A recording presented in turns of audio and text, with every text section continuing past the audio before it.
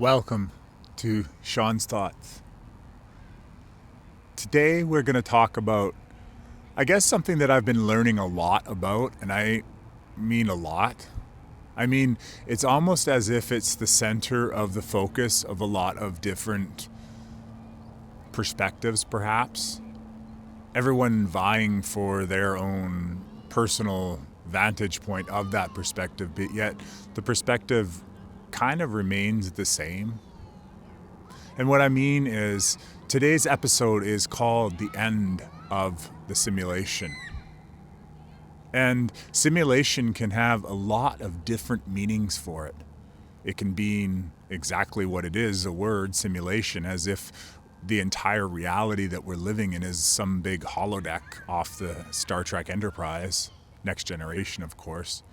Or it can also mean a matrix, a false, fake, artificial reality where perhaps we are like those beings, Neo and Trinity and Morpheus. Well, if Morpheus did in fact come from a Homo sapien, being stuck in a box with wires tagged to us, and our minds, our consciousnesses, all in a digital simulated world, kind of very similar to another of my favorite movies called Bliss, where they created a matrix of sorts, a simulation for people who had gotten to a place in their realities where they were discontent with the blessings that they had.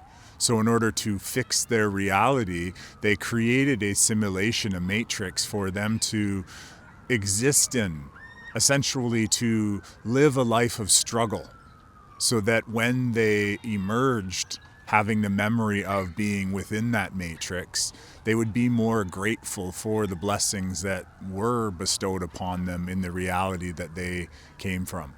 If you ever have an opportunity to see that movie, Bliss, I think it has Matthew McConaughey in it, maybe, if that's him. Yeah, I think it's him. But anyways, and Selma Hayek, I believe, an amazing movie showcasing a different reality or a different version of the movie Matrix, done considerably different because they too learn how to manipulate the Matrix, but this is done from the point of view of being in modern day world, kind of showcasing our world and its grotesque features that it encaptures, at least in the movie.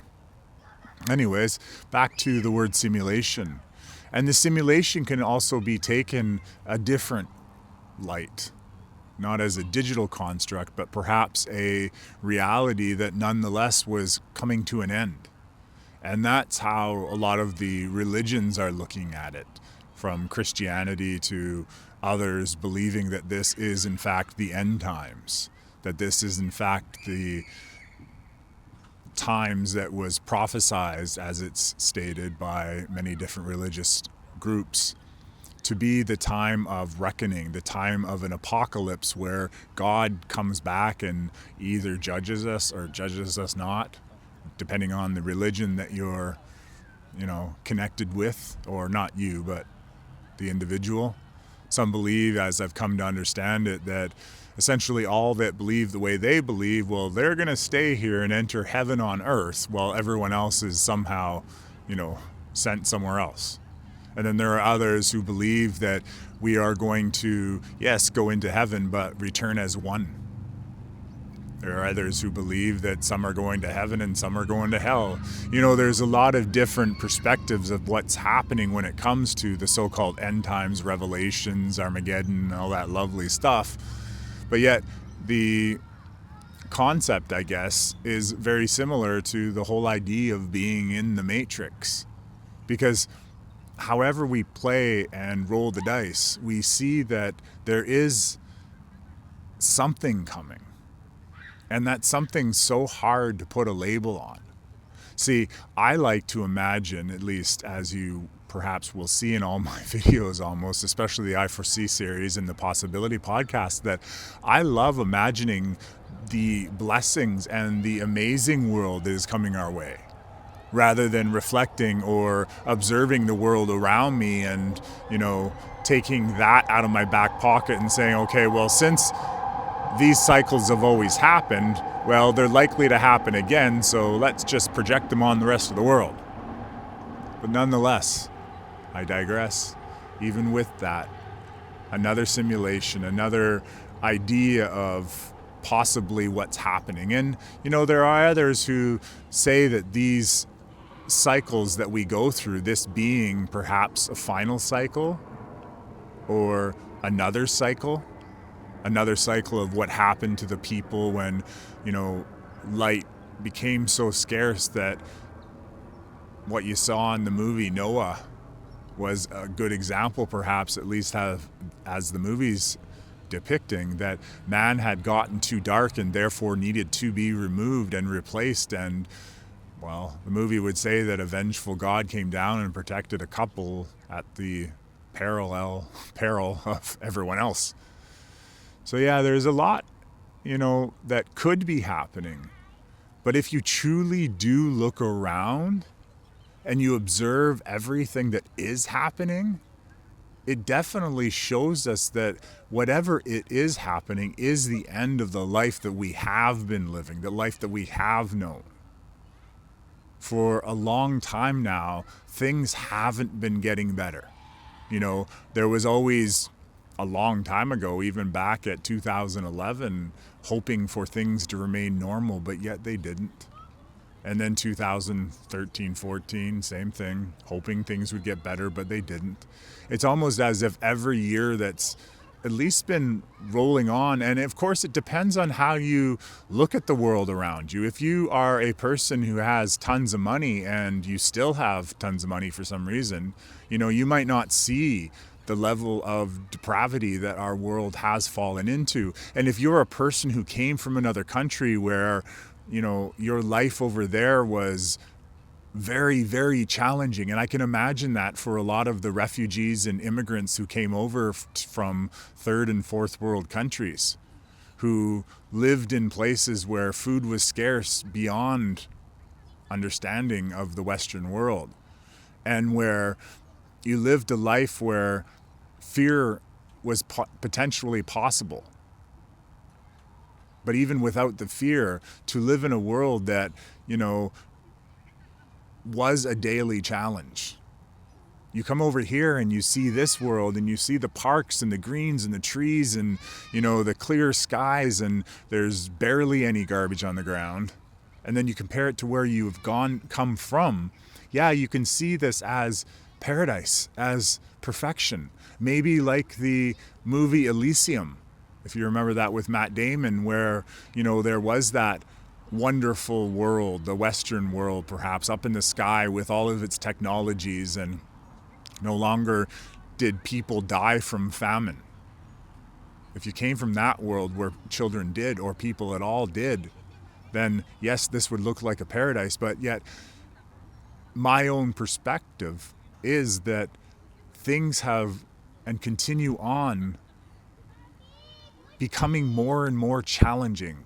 And I use the word challenging for a very specific reason, because things that are challenging means they are challenges.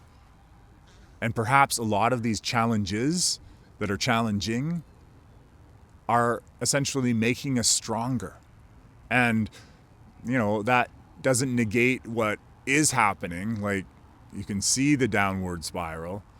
But yet, one of the stories that I really liked learning as I was doing my research was the story of radiation and a banana. The story, as it goes from the book I read, was a channel message, and it was talking about radiation, it was talking about banana, and that in this book it asserts that bananas have a little bit of radiation, like a microscopic amount of radiation perhaps. At least that's how the story goes. And that this amount of radiation from the banana was acceptable or even preferred by everything that we were going through, because what it did was make us more endurable to the amounts of radiation that we have been exposed to in this modern world now of EMFs and, nuclear particles floating around the atmosphere all day long, and we're all breathing it in, and, constant cell towers almost everywhere, and 5G, 6G, 13G, who knows, right? And this story basically said that allowing a little bit of radiation off of the genetically modified banana, being only one strain perhaps, it was eaten by us on a daily basis. It became a staple with the Western world's diet. Like bananas is something that's always there. And they're imported from somewhere over the rainbow. Means in British Columbia, I don't think we have any banana trees, and yet we always have bananas. We have as many bananas as we do apples. Kind of interesting.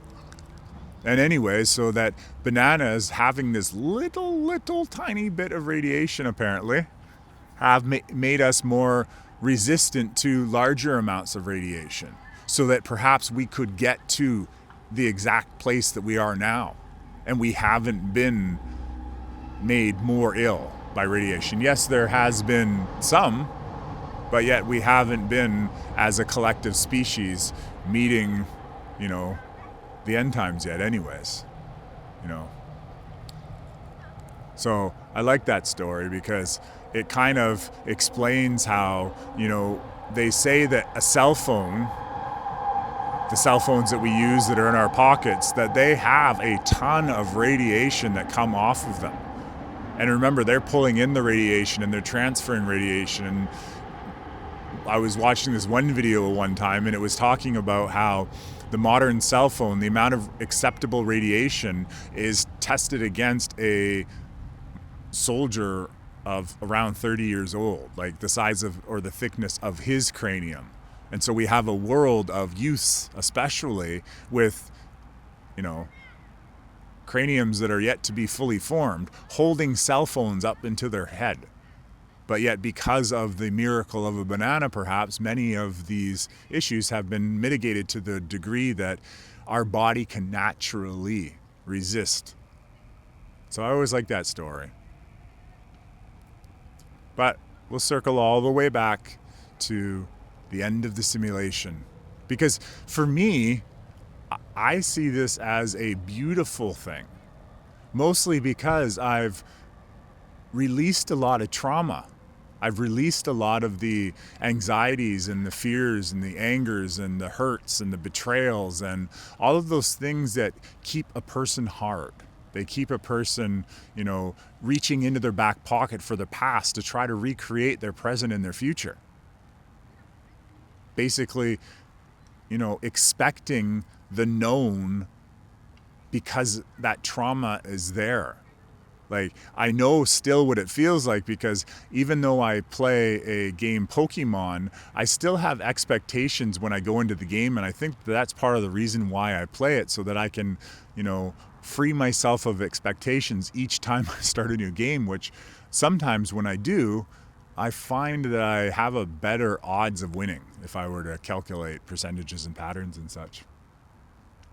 But see, I'm going right off course again, because what we see forthcoming could be looked at from two perspectives. From the perspective of the low polarity, which is, losing, lack, something bad is happening, Armageddon ends the world type of deal. Or you could look at it from a higher perspective, that the systems that we once were controlled by, that we once relied upon to babysit us, to give us everything at the expense of even more than everything.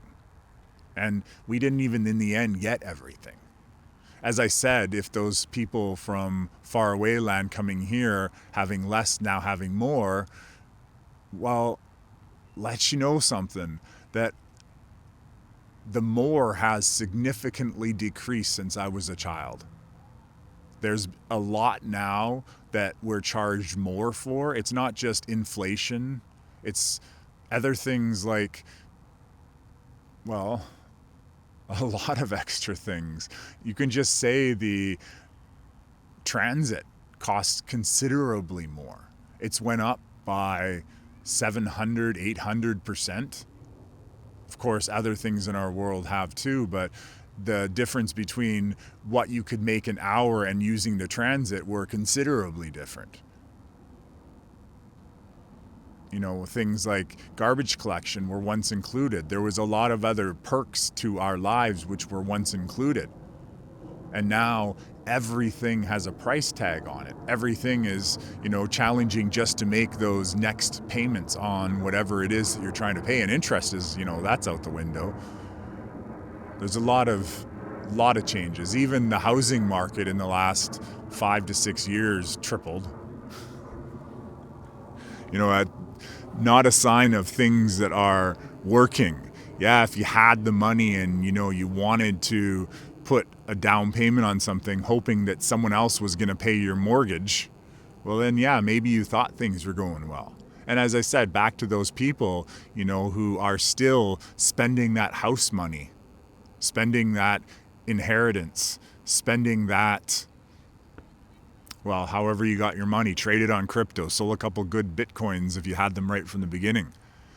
For many of those people, they might look into the world and say, hey, everything's perfect because the world around me is perfect. But yet, I've been traveling this world for a little bit. And as I said in many podcasts before, I went across the country and I observe, I take that time to stand in the street for 10 minutes and watch people go by. And things aren't, I don't want to project, so I don't want to make it out, but what I'm observing, at least in the reality around me, is challenging. But yet even when I look out into the social media, the news, the alternative news, even the spiritual community, they're all kind of in consensus that the world is coming to the end of what it was. And that's the important key fact right there. It's coming into the end of what it was. And with that being said, to me, that doesn't mean necessarily the end, like there's no more to the story. It means that the reality that we existed in, the lives that we lived, the world that we embodied or, reflected perhaps, that part is coming to an end. And therefore that gives us the opportunity to see or to envision better realities, better potentials, things that we would much more prefer, different systems that we could utilize. Yes, there may be a physical complete shift depending on the perspective that you choose to align with. And yet, if we hold on to the idea that no matter what we do, we just simply do it better, then it doesn't matter what reality shift comes to us because we will be doing it better, however it is. And so when I examine possibilities in my series, possibilities, or spend time wondering and pondering in my series, I Foresee, I'm spending my energy focused at what could be rather than what is. And therefore, it can only get better. And I really have began seeing that it does. I don't want to let those people that are trying to still thwart my movement upwards. But yet things are getting better. They get better on a daily basis. Yes, there will be frequencies that are, used at a certain times that pull you a little bit back down, but then, it's still just finding that thing to pull you back up, and then it continues getting better. And what I mean getting better is I mean getting better for those who have been being the best versions of themselves for as long as they can and didn't get caught up in always choosing the lesser of two evils, that struggled against, injustice and still found a way to smile and give and learn what they needed to learn so that they could be the highest versions of themselves. So regardless of how we look at it, if we are of that group and therefore you're listening to me, then we recognize that things are only getting up from here. And there's so many different ways up. I really like the idea that's expressed in the Paul Selig books that's talking about everyone's going up the same mountain. And, there isn't the same path. There's so many different potential paths going up in the mountain. Everyone is on their own path. They're having their own experience, and those experiences cross. Those paths cross. And at times, those crossings, they can reflect, the positive things in our lives, as well as they can reflect the challenging things in our lives. That people who cross our paths come into our paths for two different reasons. One, to help us, and to two, hinder us, which, by the way, is also help. Because every challenge you have that you actually conclude or complete is therefore making you stronger. Like that banana, like that radiation, every little bit makes you stronger. And so even the greatest challenges that you have, if you are still here as I am, we've only become stronger. And we're still here. That's the amazing part. If this is the actual end, we're not going to wait 30, 40, 50 years. If this is, then we have successfully made it. And if things are getting better on some degree, yes, for some people, the ones who have chosen to continue avoiding looking at the obvious because, they don't want to be moneyless, because we all have been addicted to the procurement of the fiat currency that, by the way, had very little value and was an extremely controlled monetary system. That's kind of obvious. Fixed markets and all this lovely stuff. Well,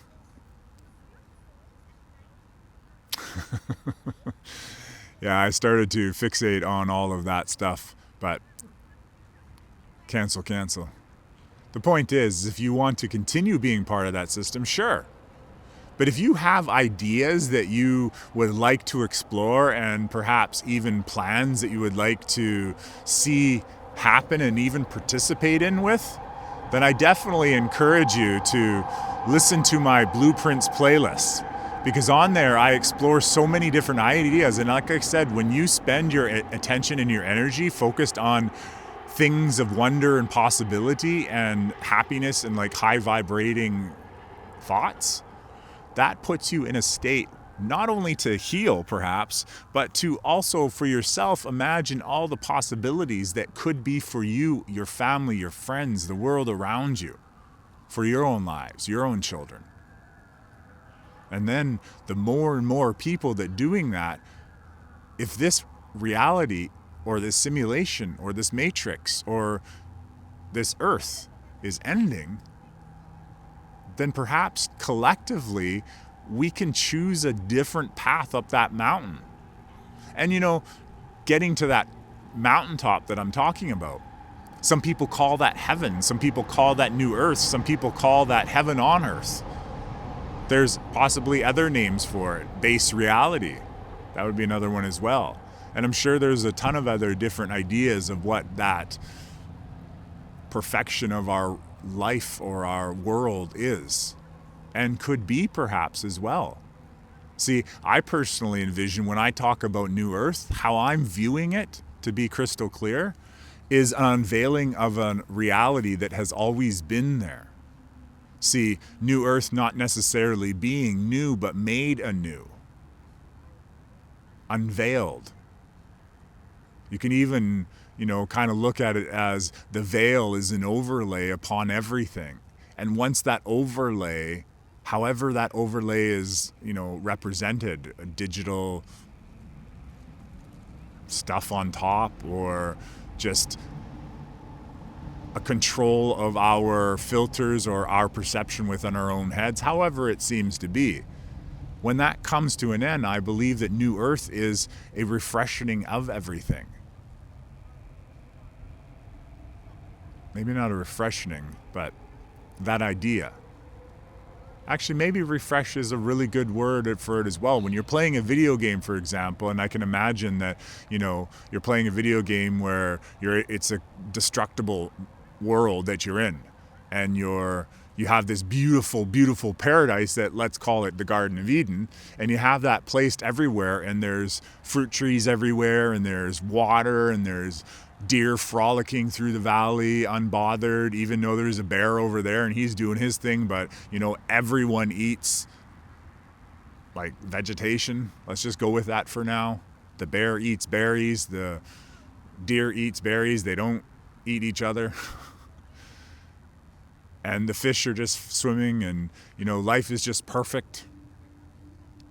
And then this big set of feet comes stomping through, and for 250,000 years to 1.8 billion years, however long we want to look at it, all of the environments, the heaven on earth or the Garden of Eden, however it is we look at it, all gets trashed. And then refresh would be, after all that trashing occurs, somehow hitting a button and the refresh and everything comes back to its pristine condition. Now, that may or may not happen in a flash, but eventually I feel, even if it doesn't happen in a flash, that perhaps if we focused our attention on better things, better ways of doing things, just better, not necessarily the perfect way, and no one answers the perfect way. God's answers the perfect way, I guess. But even God has, I believe, choices of how things could be better. And I always equate that to that God's choice is, well, do we want to eat strawberries, blueberries, or grapes? Means it's a choice between all that benefits to us. And that is a good representation of what life would be like to exist in the Garden of Eden. And perhaps that is the biblical place that we all did descend from. That reality where some call it 5D, that we would be able to have lots of really good choices.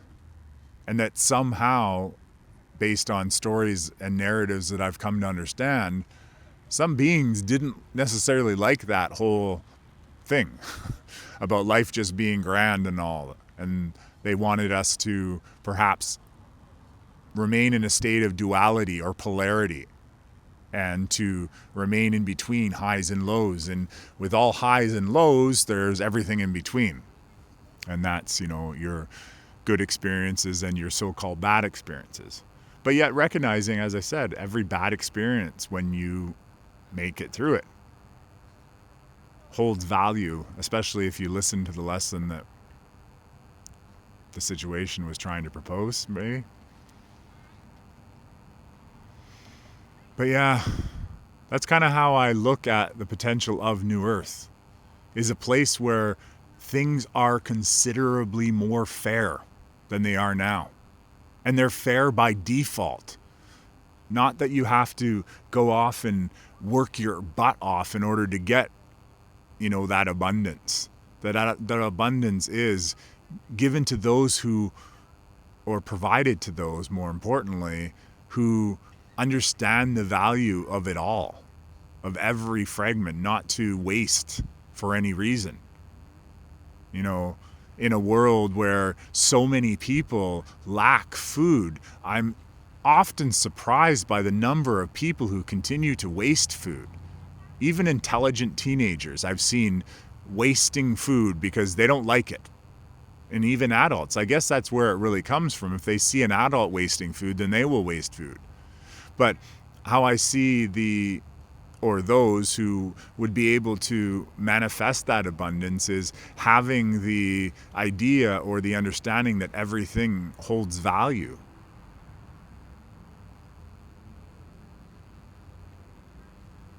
And that comes, I guess, in being able to have a higher degree of self-reflection. Being able to see where perhaps we were making blunders.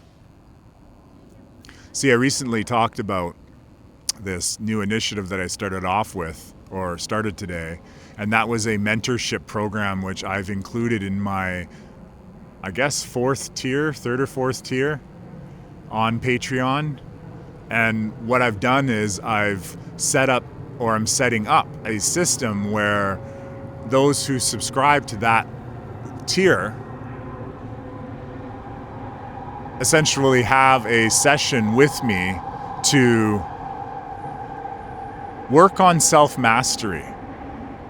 And I might make it a little more comprehensive, but right now what we're looking at is an 88-minute session with me virtually. So we'll do it on Zoom or something like that on a scheduled time, and we'll essentially talk about all the different things that are you, or whatever questions you have. See, I've recorded a lot of stuff for free, essentially. I have hundreds of videos, as I've mentioned before, but more importantly, Shawn's Thoughts is almost at 180 or more or so. And I've shared a lot of the different things that I have, and I will continue to share. But yet I'm looking at ways of, I'm not looking necessarily, I just do what I'm guided to. And I was guided to actually set up this whole mentorship thing. And so we'll see how that goes. If you're interested, of course, going over to my Patreon and looking into that through there will be your best advice to do that. But even with all that being said, who's to know how close we are? But yet I do understand the key to it all, the key to moving through all of that, which may or may not happen. And, even if it does happen, the key to moving through it is raising one's frequency. And for me, this isn't about ignoring the obvious things that are happening and just hiding off in your own sector of the reality and, it's not going to affect me because I'm going to have all the money. Well, no, if the matrix goes away, if the simulation goes away, then so does all the parts that were part of that system. And that possibly would include, the large chain stores and the fiat currency and the current system of governance, the parts that were part of that system. That could even be another way of looking at it, is simply the system that we lived in is coming to an end. That was another way. And so with all that being said, the ways to make it through are to work on oneself and raise one frequency. And for me, I've come to understand that that's done through healing and releasing. And part of healing and releasing is forgiving and allowing and accepting. And those are all, when you first hear those words, they're trigger words. Because people are like, oh, I don't want to forgive them. Oh, I don't want to accept all the bad things that happened to me. And yet that's not what the actual real usage of those words are when we talk about things. Like, for instance, forgiving isn't going out and saying, well, you have to forgive me or I have to forgive you, and then shaking hands. Forgiveness is just releasing the trauma that was created by that situation. Releasing whatever trauma that triggers you or me or whoever it is into a state of a downward spiral or a reminiscing or a remembrance of that event. It's not about saying it was acceptable, even when you're accepting. Accepting just means to see what's coming at you, accept what's happening, and then do your best to work within what's happening. And sometimes that will be sidestepping. That will be putting up your boundaries and saying, no, you are not going to do this anymore to me, to us, to the world. And so stepping out of the way. Allowing as another one of those words. And I've often heard people saying, well, no, I'm not allowing them to do what they do to me. But allowing simply means to, once again, to see the lesson and to move through it at the best of what you can do, and not necessarily to hold a grudge. I had a situation one time where just before I was going on a camping trip, I went to a place for an oil change, and I had the oil change done, but they left the radiator cap off. And then I drove up to Kelowna on the hottest day in history in my province. And my car overheated but the radiator cap wasn't on. And so although the engine was all like, had all this gook all over it, I was able to essentially get my car to cool down because the radiator cap wasn't on it. So I allowed it to cool. I put the water in, although all that had bubbled out, or I don't know what happened. But the point is that radiator cap not being on, although it caused a mess, it worked out because it was all ready that I could just add something to it. And I don't know how to explain what I'm explaining, but the point is that situation, how I see it happening, was for my benefit, although it had been originally for my detriment because the person hadn't done their job and they hadn't put the radiator cap back on, but it actually worked into my benefit. And it took me a little while to maybe see that, but the whole time though, I wasn't angry at the person for not doing their job. And that allowed me to more quickly see the benefit of it rather than being stuck in a state of vengeance or I want to bad review that person. I don't know why we needed to go off on all that tangent, but nonetheless, we're back where we are. The night sky is the night sky. And yeah, if this is the end of the simulation, I would prefer to start the beginning of the next one, or stepping into heaven on earth, or whatever it is. I want to see the best possible shift that I can be a part of. And so every day I'm considering new ways to even further raise my vibrancy, my frequency, and vibrate just a little bit better each time. And even when I get knocked down, or I have a bad day, or I'm exposed to a lot of hostility and or low vibrational frequencies, I just continue trying to be better the next day and to reset that. And yeah, if you're interested of having those sessions with me, I guarantee there's going to be something of benefit. If you're looking to heal, we can definitely find things that are definitely going to add healing to your life. Whatever issues you may have, there's almost definitely something that I've studied or researched or know of, or, can channel in, that will be to your definite advantage.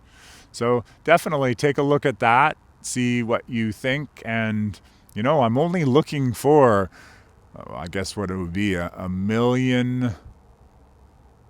Yeah, a million of that. Oh, actually, let's just go with 2 million people to join. That's not that many, right? $1 million for the $1 and then $1 million for the free. That would be awesome. That truly would be awesome. I truly do desire for all of us to live in a world where, we're all eating fruit off of trees as we walk down the street, unimpeded by anyone.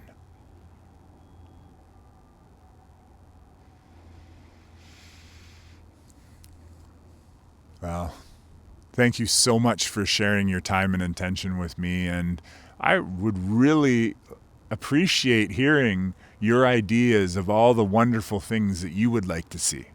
Let's focus on high vibrational thoughts, and let's rewrite our reality to the way that we prefer it, even if it's for a short time. Because when what's coming comes, it's beyond the known. That's all I know for sure. Have an amazing night, and thank you. And, thank you for joining me and sharing a part of your path along the end of this simulation, matrix, system, control mechanism, debt slavery, whatever it was that we were stuck in. It's time to be a part of something else. Anyways, have a great night, and yeah, I'll talk to you later.